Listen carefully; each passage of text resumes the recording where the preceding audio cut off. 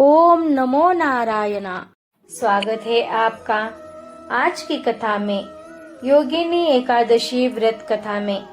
हिंदू धर्म ग्रंथों में हर एकादशी का अपना अलग अलग महत्व बताया गया है। इन्हीं अलग अलग विशेषताओं के कारण इनके नाम भी भिन्न भिन्न रखे गए हैं। प्रत्येक वर्ष में 24 एकादशियां होती हैं। मल मास की एकादशियों को मिलाकर इनकी संख्या 26 हो जाती है। इन्हीं एकादशियों में एक एकादशी आषाढ़ मास के कृष्ण पक्ष की एकादशी, जिसे योगिनी एकादशी भी कहते हैं। योगिनी एकादशी का उपवास रखने से समस्त पापों का नाश होता है तथा इस लोक में भोग और परलोक मुक्ति भी मिलती है। महाभारत काल की बात है कि एक बार धर्मराज युधिष्ठिर ने भगवान श्री कृष्ण से कहा, हे त्रिलोकीनाथ, मैंने ज्येष्ठ माह के शुक्ल पक्ष की निर्जला एकादशी की कथा सुनी। अब आप कृपा करके आषाढ़ माह के कृष्ण पक्ष की एकादशी की कथा सुनाइए। इस एकादशी का नाम तथा महात्म्य क्या है, सो अब मुझे विस्तार पूर्वक बताए। श्री कृष्ण ने कहा, हे पांडुपुत्र, आषाढ़ माह के कृष्ण पक्ष की एकादशी का नाम योगिनी एकादशी है। इसके व्रत से सभी पाप नष्ट हो जाते हैं। यह व्रत इस लोक में भोग तथा परलोक में मुक्ति देने वाला है। हे धर्मराज, यह एकादशी तीनों लोकों में प्रसिद्ध है। इसके व्रत से सभी पाप नष्ट हो जाते हैं। तुम्हें मैं पुराण में कही हुई कथा सुनाता हूँ, ध्यान पूर्वक श्रवण करो। कुबेर नाम का एक राजा अलकापुरी नाम की नगरी में राज्य करता था। वह शिव भक्त था। उनका हेममाली नामक एक यक्ष सेवक था, जो पूजा के लिए फूल लाया करता था। हेममाली की विशालाक्षी नाम की एक अति सुंदर स्त्री थी। एक दिन वह मानसरोवर से पुष्प लेकर आया, किंतु कामासक्त होने के कारण पुष्पों को रखकर अपनी स्त्री के साथ रमन करने लगा। इस भोग विलास में दोपहर हो गई। हेममाली की राह देखते देखते जब राजा कुबेर को दोपहर हो गई, तो उसने क्रोध पूर्वक अपने सेवकों को आज्ञा दी कि तुम लोग जाकर पता लगाओ कि हेममाली अभी तक पुष्प लेकर क्यों नहीं आया। जब सेवकों ने उसका पता लगाया तो राजा के पास जाकर बताया, हे राजन, वह हेममाली अपनी स्त्री के साथ रमन कर रहा है। इस बात को सुन राजा कुबेर ने हेममाली को बुलाने की आज्ञा दी। डर से कांपता हुआ हेममाली राजा के सामने उपस्थित हुआ। उसे देखकर कुबेर को अत्यंत क्रोध आया और उसके होठ फड़फड़ाने लगे। राजा ने कहा, अरे अधम, तूने मेरे परम पूजनीय देवों के भी देव भगवान शिव जी का अपमान किया है।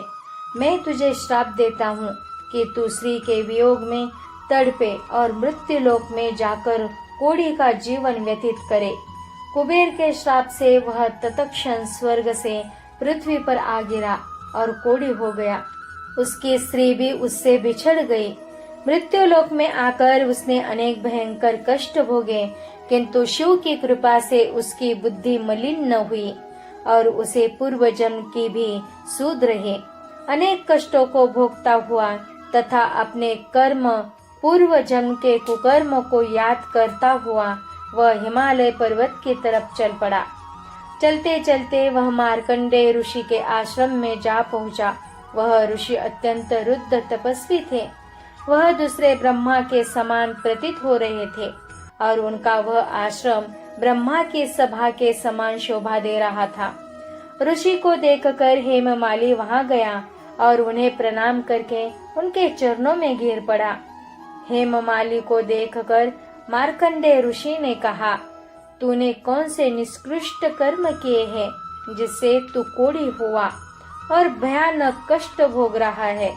महर्षि की बात सुनकर हेममाली बोला, हे मुनिश्रेष्ठ, मैं राजा कुबेर का अनुचर था। मेरा नाम हेममाली है। मैं प्रतिदिन मानसरोवर से फूल लाकर शिव पूजा के समय कुबेर को दिया करता था। एक दिन पत्नी सहवास के सुख में फंस जाने के कारण मुझे समय का ज्ञान ही नहीं रहा और दोपहर तक पुष्प न पहुंचा सका।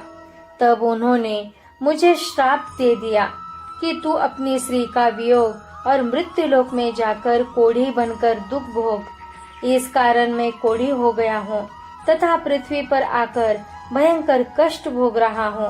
अतः कृपा करके आप कोई ऐसा उपाय बतलाए जिससे मेरी मुक्ति हो।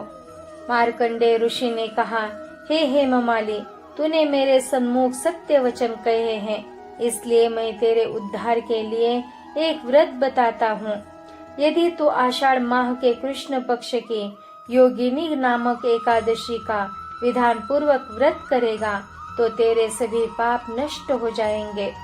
महर्षि के वचन सुन हेममाली अति प्रसन्न हुआ और उनके वचनों के अनुसार योगिनी एकादशी का विधान पूर्वक व्रत करने लगा।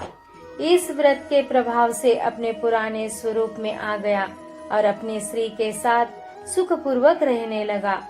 भगवान श्री कृष्ण ने कहा, हे राजन, इस योगिनी एकादशी की कथा का फल 88,000 ब्राह्मणों को भोजन कराने के बराबर है। इसके व्रत से सभी पाप नष्ट हो जाते हैं और अंत में मोक्ष प्राप्त करके प्राणी स्वर्ग का अधिकारी बनता है। आज के लिए इतना ही। हरि शरणम। ओम नमो नारायण।